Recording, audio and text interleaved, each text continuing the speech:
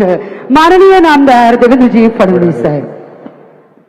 हिंदवी स्वराज्याचे सरसंस्थापक छत्रपती शिवरायांना मानाचा मुजरा करतो. लोकमाता पुण्यश्लोक अहिल्यादेवी होळकर यांच्या चरणी नतमस्तक होतो. भारतीय राज्यघटनेचे शिल्पकार भारतरत्न डॉक्टर बाबासाहेब आंबेडकर यांना मानवंदना अर्पित करतो. आणि आज ज्यांचं अभिष्ट चिंतन करण्याकरता, सत्कार करण्याकरता आणि आत्मचरित्राचं प्रकाशन करण्याकरता आपण सर्व लोक या ठिकाणी एकत्रित आलोत, ते महाराष्ट्राच्या राजकीय सामाजिक जीवनातील भीष्म पितामह म्हणून ज्यांना आपल्याला ओळखता येईल असे महाराष्ट्राचे माजी मंत्री, संत ज्ञानेश्वर शिक्षण संस्थेचे अध्यक्ष आणि एक कणखर नेतृत्व असलेले माननीय अण्णासाहेब डांगे, आपल्या सर्वांचे अप्पा,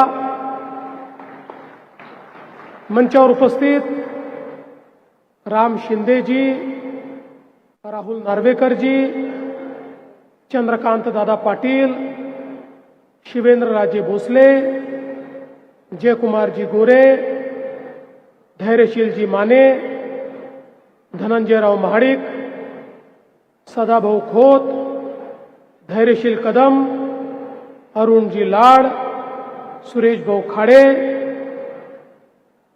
विनय कोरे सावकार, राहुलजी आवाडे, सुधीर गाडगीळजी, अशोकराव बापू माने, गोपीचंद शेठ पडळकर, सत्यजित देशमुख, सुहास बाबर, मकरंद देशपांडे, समित कदम, सम्राट महाडिक, संजय काका पाटील, पृथ्वीराज देशमुख, दिनकर पाटील, नीताताई केळकर, संग्रामजी देशमुख, प्रकाशजी ढंग, या ठिकाणी या कार्यक्रमाचं आयोजन ज्यांनी केलं ते आमचे बंधू चिमणभाऊ डांगे, विश्वनाथ भाऊ डांगे, मंचावरील सर्व मान्यवर आणि या ठिकाणी उपस्थित सर्व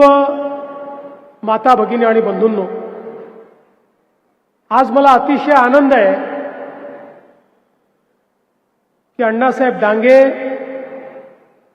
यांचा सत्कार करण्याकरता आणि त्यांच्या आत्मचरित्राचं प्रकाशन करण्याकरता मला या ठिकाणी निमंत्रण मिळालं.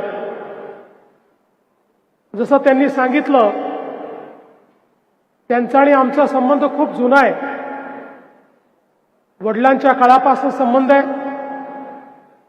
मीही भारतीय जनता पक्षामध्ये काम सुरू केलं त्यावेळी अण्णासाहेब डांगे, नास फरांदे, वाडणे पाटीलजी, गोपीनाथराव मुंडे, प्रमोदजी महाजन, ही सगळी नेते मंडळी होती की ज्यांच्याकडे बघून आम्ही काम करायचो. आणि विशेषतः यांच्यापैकी कोणीही नागपूरला आलं तर त्यांच्या स्वागताला आम्ही हजर असायचो. मी देखील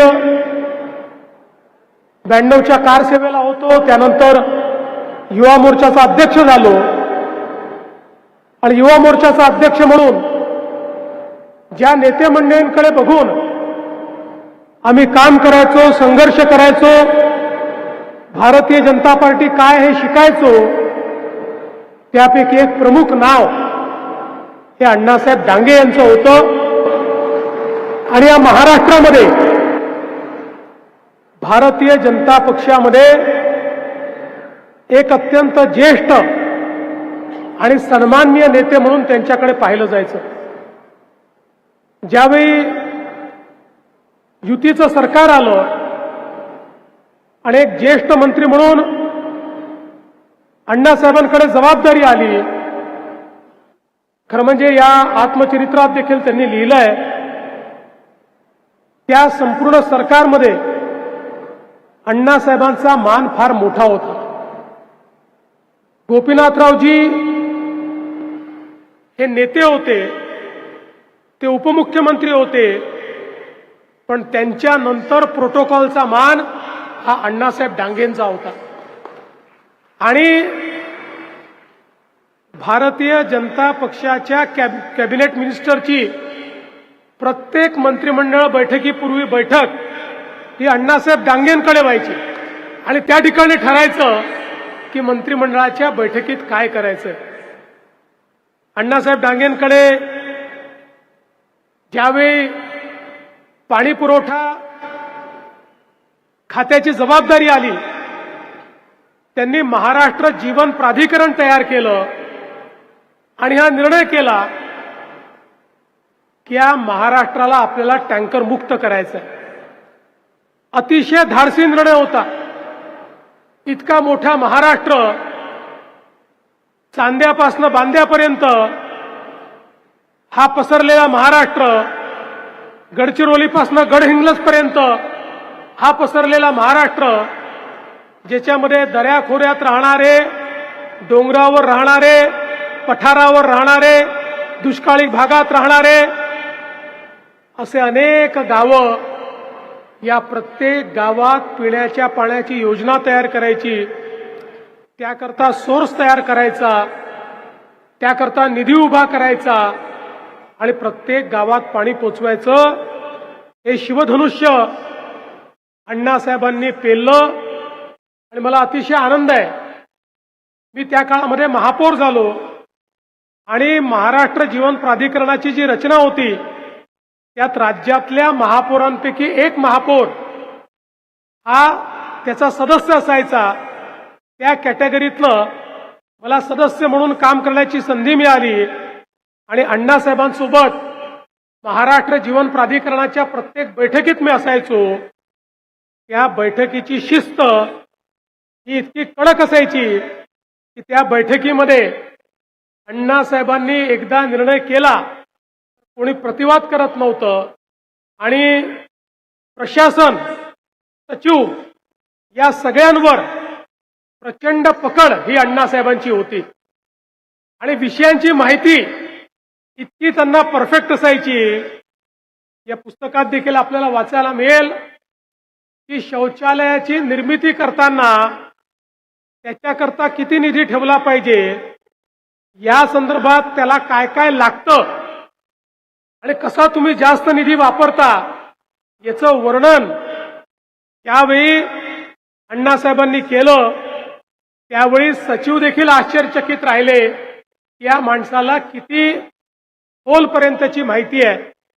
तसंच त्या बैठकांमध्ये आलेलं कुठलंही टेंडर हे किती अभाव आहे, हे कसं खाली आलं पाहिजे, पैसे कसे कमी झाले पाहिजे, राज्यावरचा भार कसा कमी झाला पाहिजे, याचा सातत्याने आग्रह अण्णासाहेबांचा असायचा.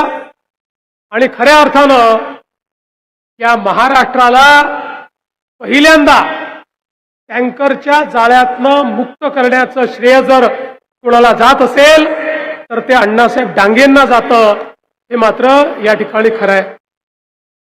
खरं तर इतका प्रदीर्घ अशा प्रकारचा त्यांचा प्रवास आहे.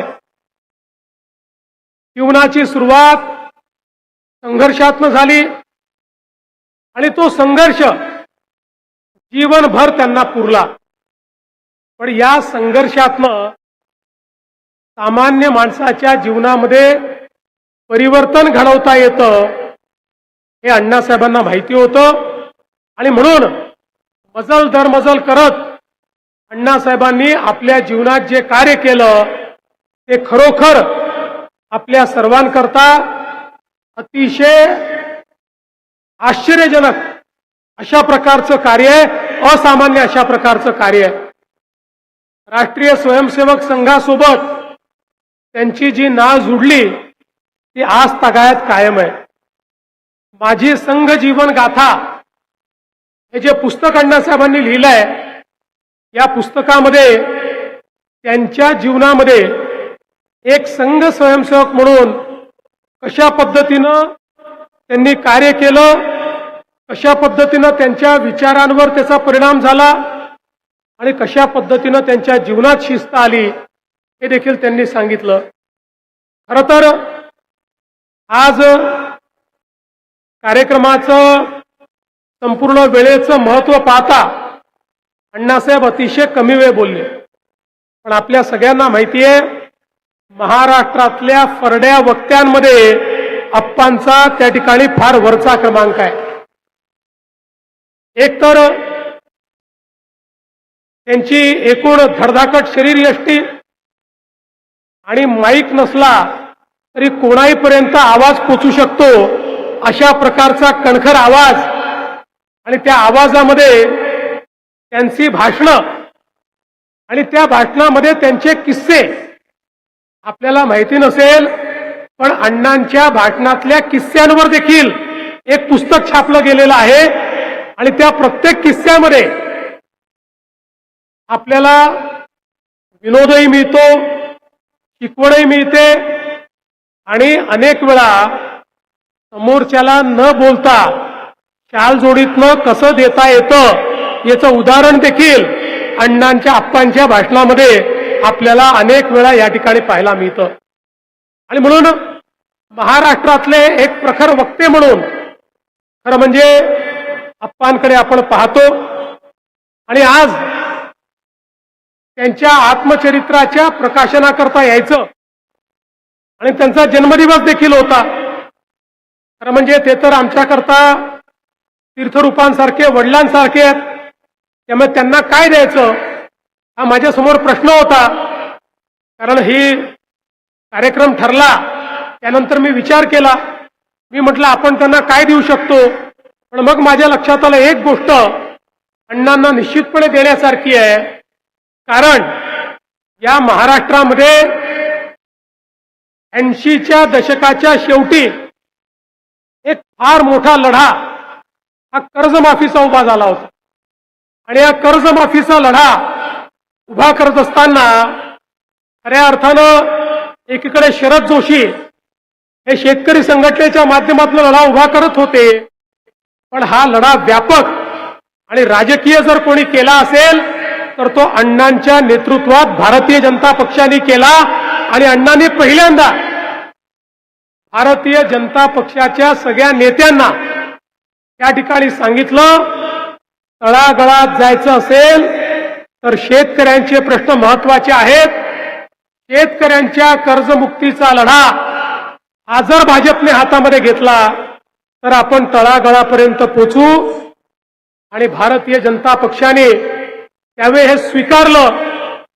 त्यांनी त्यांच्या या आत्मचरित्रात लिहिलंय की त्यामध्ये 2 मतं होती. काही लोक म्हणत होते शरद जोशी करतात मग तो अजेंडा आपण का घ्यायचा, पण अण्णांनी सर्वांना कन्व्हिन्स केलं आणि प्रमोदजींनी सांगितलं अण्णा म्हणतात ते योग्य आहे आणि भाजपने हा लढा घेतला पाहिजे. आणि त्यानंतर प्रचंड मोठे मोर्चे आणि लगातार धडका या विधानसभेवर भारतीय जनता पक्षाने केल्या आणि त्यातनं कर्जमाफीसारखा मुद्दा ऐरणीवर आणला. आणि म्हणून मी पण निर्णय केला अण्णांना तर काही देता येत नाही, पण इथे यायच्या आधी शेतकऱ्यांची कर्जमाफी करूनच या ठिकाणी यावं. आणि म्हणून 56 लाख शेतकऱ्यांची कर्जमाफी केली. पहिल्या टप्प्यात परवाच 6 लाख शेतकऱ्यांच्या खात्यामध्ये 5,000 कोटी रुपये जमा केले. आता हळूहळू करत पुढच्या महिन्यात 2 महिन्यामध्ये सगळ्या शेतकऱ्यांच्या खात्यामध्ये त्या ठिकाणी पैसे जमा करणार. जे प्रामाणिकपणे त्या ठिकाणी कर्ज भरतायत त्यांच्याही खात्यामध्ये 50,000 रुपये जमा करणार. आणि त्यानंतरच मला असं वाटतं की खऱ्या अर्थानं अण्णांना आपण दुसरा काही या ठिकाणी उपहार तर देऊ शकत नाही, पण जो लढा तुम्ही अण्णा सुरू केला आज त्याच लढ्याप्रमाणे या ठिकाणी आपल्या सरकारनं कर्जमाफीचं काम करून दाखवलेलं आहे. आपल्याला दुसरं मी सांगू इच्छितो, खरं म्हणजे या देशामध्ये छत्रपती शिवरायांनंतर छत्रपती छत्रपती संभाजी महाराजांनंतर खऱ्या अर्थानं मराठी साम्राज्य जे आहे, मराठ्यांचं जे साम्राज्य आहे, हिंदवी स्वराज्य आहे, या हिंदवी स्वराज्याला विस्तारित करण्याचं काम, ते स्थिरावण्याचं काम आणि अखिल हिंदुस्थानामध्ये त्यावेळेस मोगलांनी हिंदूंच्या आराध्य दैवतांना मोडलं होतं. त्या पूर्व पश्चिम उत्तर दक्षिण सगळ्या भारतामध्ये त्या सगळ्या देवालयांचं घाटांचं निर्माण करण्याचं कार्य जर कोणी केलं असेल तर ते पुण्यश्लोक अहिल्यादेवी होळकर यांनी केलं. पण दुर्दैवाने आमचा समाज त्यांचं जन्मस्थळ देखील विसरला होता, पण अण्णा मात्र विसरले नव्हते. आणि म्हणून अण्णांनी त्या ठिकाणी ठरवलं की हे जन्मस्थळ शोधून काढायचं. मग चौंढीमध्ये आहे, मग चौंढी कुठे आहे? मग पहिल्यांदा असं लक्षात आलं की ते छत्रपती संभाजीनगर म्हणजे औरंगाबाद जिल्ह्यात आहे. पण मग ते शोधून काढलं नाही, ते अहिल्यानगर म्हणजे तेव्हाच्या अहमदनगर जिल्ह्यामध्ये आहे. आणि शेवटी अण्णांनी ते स्थळ केवळ शोधलं नाही, तर त्या ठिकाणी पहिल्यांदा त्या स्थळाचा विकास करण्याची सुरुवात ही जर कोणी केली असेल तर ती अण्णासाहेब डांगेंनी त्या ठिकाणी केली. मला अतिशय आनंद आहे. ते स्थळ तर त्यांनी शोधलंच, त्याच्या पाठोपाठ आमच्या राम शिंदेंनाही त्यांनी शोधून काढलं आणि तिथलं आमदार केलं. आणि आता राम शिंदेंच्या नेतृत्वामध्ये आमच्या सरकारने त्याही चोंडीचा पूर्ण कायापालट करण्याकरता जवळजवळ 700 कोटी रुपयाचा आराखडा मंजूर केला. त्याचं काम देखील सुरू केलं आणि पुढच्या काळामध्ये जे कार्य अण्णासाहेबांनी सुरू केलं होतं ते पूर्ण करण्याचं काम आपण करणार आहोत. तिसरं महत्वाचं काम ते म्हणजे वाटेगाव इथे लोकशाहीर साहित्यरत्न अण्णाभाऊ साठे यांचं स्मारक. त्या अण्णाभाऊंनी 27 भाषांमध्ये आणि भारताच्या नाही जगाच्या 27 भाषांमध्ये अण्णाभाऊ साठेंचं साहित्य प्रकाशित झालं. त्यांचं जन्मगाव असलेल्या वाटेगावमध्ये देखील संघर्ष करून अण्णाभाऊ साठेंचं स्मारक हे तयार करण्याचं काम अण्णांनी केलं. आता अण्णा आपल्या सरकारने त्याही स्मारकाकरता ऍडिशनल जागा एक्वायर केली आहे आणि तेही स्मारक भव्य करण्याचं काम हे आपल्या सरकारच्या माध्यमातून चाललंय. आणि त्यांचं घर असलेलं चिरागनगर तिथली सगळी मुंबईची जागा आम्ही एक्वायर केली आणि त्याही ठिकाणी एक अत्यंत मोठं अशा पद्धतीचं त्यांचं स्मारक तयार करण्याचं काम हे आपल्या सरकारच्या माध्यमातून चाललंय. खरं म्हणजे अण्णांनी सामाजिक क्षेत्रात तर काम केलंच, पण शैक्षणिक क्षेत्रात केलेलं कार्य प्रत्येक संस्था ही उत्तम चालली पाहिजे. आज अण्णांनी सुरू केलेल्या आश्रमशाळा महाराष्ट्रातल्या ज्या सर्वोत्तम आश्रमशाळा आहेत त्यामधली आश्रमशाळा अण्णांनी सुरू केलेली आश्रमशाळा आहे. आश्रमशाळेच्या नावावर केवळ अनुदान लाटायचं आणि खोपट्यामध्ये मुलांना ठेवायचं अशा मानसिकतेचे अण्णा कधीच नव्हते. आणि म्हणून त्यांनी अतिशय सुंदर आश्रमशाळा तयार केली. आजही या 2 संस्थांचं उद्घाटन आम्ही केलं. आज आष्ट्यामध्ये ज्याला आपण वर्ल्ड क्लास एज्युकेशन म्हणू शकतो अशा प्रकारचं शिक्षण हे अण्णांच्या माध्यमातून या ठिकाणी आपल्याला मिळत आहे. ही खरोखर आनंदाची गोष्ट आहे. एवढंच नाही, सहकाराच्या क्षेत्रात दीनदयाल सूतगिरणी त्यांनी सुरू केली.